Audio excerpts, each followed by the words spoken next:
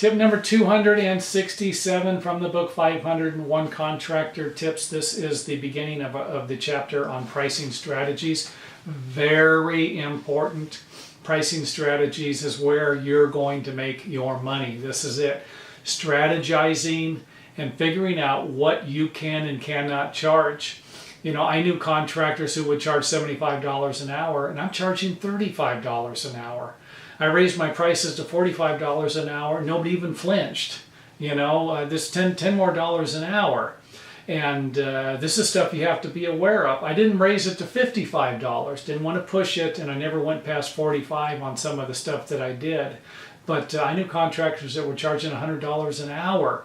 Obviously I made a lot of money. I made over $100 an hour before, but they were on fixed contract prices. I could work fast and get the work done in a shorter period than some of my competition. So that would allow me to make more money, but again, I was working harder.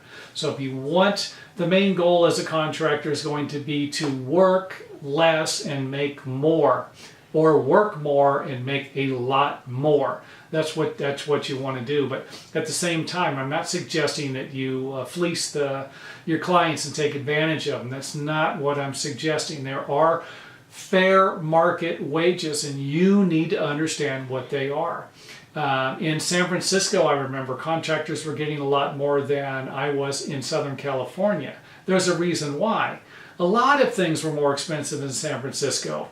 We would expect the other prices and wages to be expensive also. So if you're a contractor and you move to a different area, you could actually raise your prices and have a lower quality of life because everything else costs more: rent, food, insurance, all that stuff. So beware of that.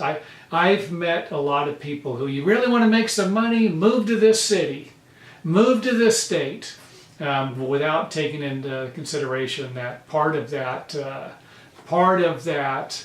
is the other stuff that's associated with it that also costs more money. So keep that in mind. There are ways that you can check to find out what your competition are charging.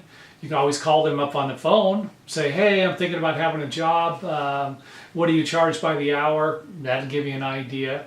And if they say, no, we don't do it that way, we don't, then you could always have them come out and give you an estimate on one of your projects and see what they charge, you know, get a feel of it.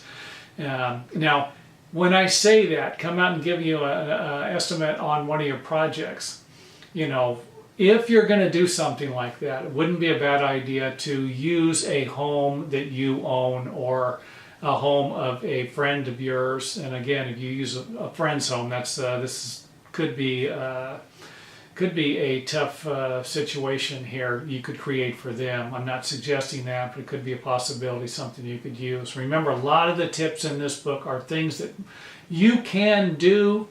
They might not be, you know, I try to stay away from the things that aren't ethical. You know, I've never done this. I've never contacted a contractor and had them come over to my house.